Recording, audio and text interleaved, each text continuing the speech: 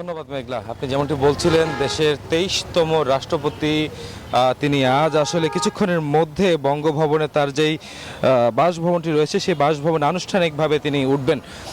সেই জায়গায় আপনি যদি একটু দেখেন, আমরা একটু দেখাতে চাই, এখানে আইন শৃঙ্খলা রক্ষাকারী বাহিনীর খুব তৎপর একটি অবস্থান রয়েছে। পাশে যদি আরেকটু আমরা দেখি তাহলে দেখব যে এখানে সেনাবাহিনীর প্রেসিডেন্ট গার্ড রেজিমেন্টের যেই চৌকস দল, সেই চৌকস দলটির ঘোড়া এখানে অবস্থানে আছেন। তারা আসলে মহামান্য রাষ্ট্রপতি যখন বঙ্গভবনে প্রবেশ করবেন।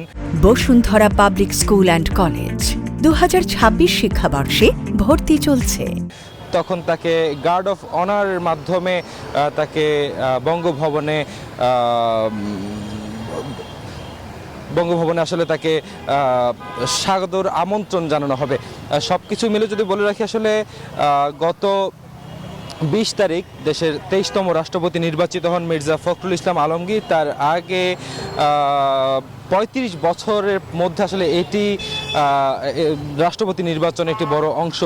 সেই জায়গায় যদি বলি, এই বঙ্গভবন আসলে আজকে জাঁকজমকভাবে সাজানো আছে নতুন রাষ্ট্রপতিকে আমন্ত্রণের জন্য, রাষ্ট্রপতিকে গ্রহণ করে নেওয়ার জন্য। সব কিছু মিলে বঙ্গভবন প্রস্তুত। আমরা যতটুকু জানতে পেরেছি, সকাল 10টায় তিনি হেয়ার রোডে তার বাসভবন থেকে বের হয়ে বঙ্গভবনের উদ্দেশ্যে আসলে আসবেন। হয়তো বা 10টা থেকে 11টার মধ্যে নতুন রাষ্ট্রপতি বঙ্গভবন তার বাসভবনে নতুনভাবে উঠবেন বলে আমরা জানতে পেরেছি।